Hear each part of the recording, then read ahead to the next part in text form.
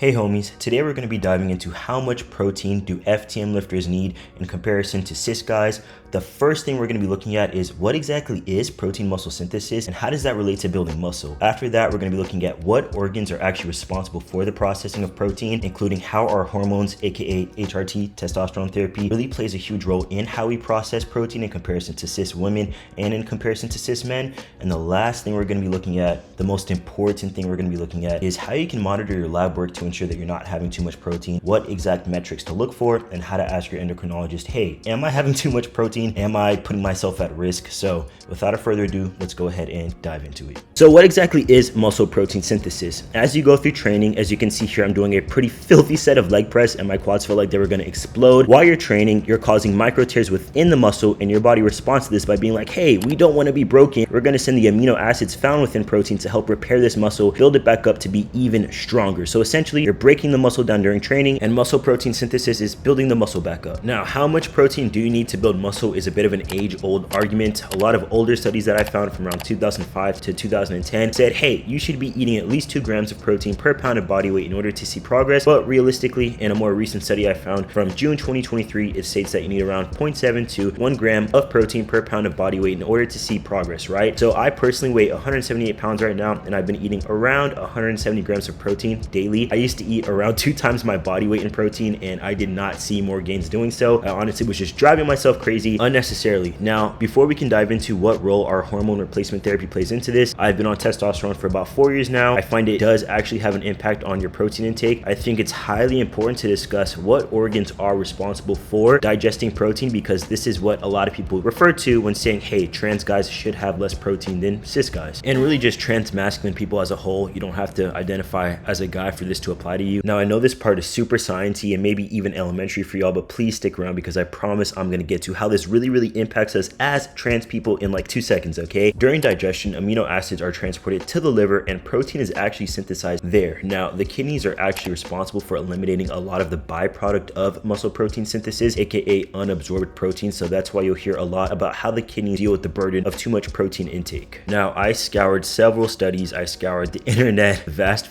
internet, to find what is the distinction to be made between AFAB people and the kidney function of men. And you're thinking, Devin, there's no way, bro. There's no way that there's no data on trans folks and how our nutritional needs differ from cis people. So the only thing that I was able to find was a nutritional journal conducted by Biomed Central, which essentially studied the eating behaviors of trans folks, or as they called it, a diet analysis. So we all know freshman 15, I'd like to say that there's a bit of a testosterone 15, because when we first start testosterone, most of the time there's a lot of weight gain or a decent amount of weight gain. This study was essentially used to review the initial weight gain for folks that start testosterone and essentially what macronutrients they gravitated towards. It was just an observation. It wasn't used to clinically analyze how their macronutrient intake should differ from cis guys or cis women or anybody in between. Now, the only thing that I found here that drew a distinction was from kidneys.org, and that stated that most women or AFAB people do suffer from lesser kidney function because of 2 variables. The first thing is possibility of yeast infection. So when someone does have a yeast infection, this damages their kidneys a bit and it lowers their kidney function. The second variable is birth control. Many birth controls weaken kidney function, but as a whole, AFAB people do not have less productively functioning kidneys. The line that's being drawn that FTM individuals need to have less protein because their kidneys are not as optimally functioning as cis men, I was unable to find any evidence to back that up. I'm open to that evidence, but yeah, I didn't find anything. So one factor that actually does impact our protein intake is whether or not we are on hormones, and this doesn't just impact our protein intake, this impacts our ability to consume more food as a whole, right? When you are on testosterone and your blood concentration levels are stable within average cis male range, which is around 300 to 900 nanograms per deciliter, we're also able to convert those amino acids into protein in the liver at a higher rate. Because testosterone is an anabolic drug, that's why bodybuilders take it at extreme amounts, we're also able to, at a smaller degree, make better use of the protein that we're eating. So if you're on testosterone, you're able to increase your protein intake to a smart amount, like we said earlier, 0.7 to 1 gram per pound of body weight. And conversely, if you're not on testosterone, you would not want to eat the same amount of protein as someone who is on testosterone or a cis man, just because your liver is not going to be able to process that and make use of that to the same degree as someone on testosterone, which means more waste for your kidneys to take care of, to dispose of, and then you have kidney stress, right? So this is where we get into how can you monitor your blood work? How can you make sure that you're not having too much protein and putting yourself at risk for kidney stress, kidney failure, elevated liver enzymes, enzymes, amongst a few other very unsavory and honestly kind of frightening health issues. Now, the first lab test we're going to be looking at is your uric acid levels. The reference range for this is 3.5 to 7.2 milligrams per deciliter. If you're above that reference range, you're at risk for developing gout, which is essentially crystallization forming within your joints. It's gonna cause inflammation, it's gonna cause extreme low energy. It's honestly gonna be terrible. So that's the first thing we're gonna be looking for. And this is a blood serum test, so you can literally just get this done with your blood testing. Also, I hope you all are enjoying this Jay Cutler compilation of eating an insane amount of food. He's genuinely one of my favorite bodybuilders. So the next test we're gonna be looking at is your creatinine levels, not creatine levels, creatinine levels. The reference range for this test is 0.7 to 1.3 milligrams per deciliter. Again, this is something that's going to be tested higher for men, lower for women. And ultimately, if your creatinine levels are too high for an extended period of time, this can actually lead to kidney disease, can lead to ultimate kidney failure, which you would need to be on dialysis in order to take over the kidney function. So very, very important. Make sure that you are getting this tested when you're having your lab work done through your endocrinologist. Now that we understand that gender is not a blanket statement to calculate your macros, more specifically your protein off of, we're going to get into what variables you should use to determine your protein intake and your macros as a whole. So the first thing is going to be your height in tandem with your weight. Now, whenever you're using your weight to calculate your calories, make sure that you're using your fasted weight. Fasted means before you had anything to drink, before you had anything to eat. Make sure you're not bloated. You want to get the most accurate weight as possible. The next thing you're going to look at is your activity level. This is so freaking important. Someone who's sedentary, someone who's working an office job, someone who's not really training, if at all, or not training resistance style, they're not going to need protein to the same level as someone who's training bodybuilding style or powerlifting style with any style of resistance, right? Simply because protein is a recovery modality. So if you're not training and you're not breaking down that protein within the muscle, you don't need a recovery modality. This is what leads to excessive waste for the kidneys to take care of. So make sure that when you're actually training, you're thinking in your brain, I need to be training hard enough to cause muscle protein breakdown, which in turn requires muscle protein synthesis to take place. If you're training soft, if you're training like quote unquote, you're too afraid to get big, you're going to be eating food that your body doesn't need to recover. But a lot of times I'll see a lot of people who are bulking, but they train really, not to be rude, soft. If you're not training hard enough to cause that muscle breakdown, you're not gonna need a surplus of calories, you're not gonna need a surplus of protein because you're simply not needing that recovery, if that makes sense. Those are the factors that you should be looking for when calculating your macros, your protein, and your calories, right? Understand that your protein intake is a case-by-case basis. Someone could be your exact height, your exact weight, your exact age, your exact activity level, and still need different macronutrient requirements. So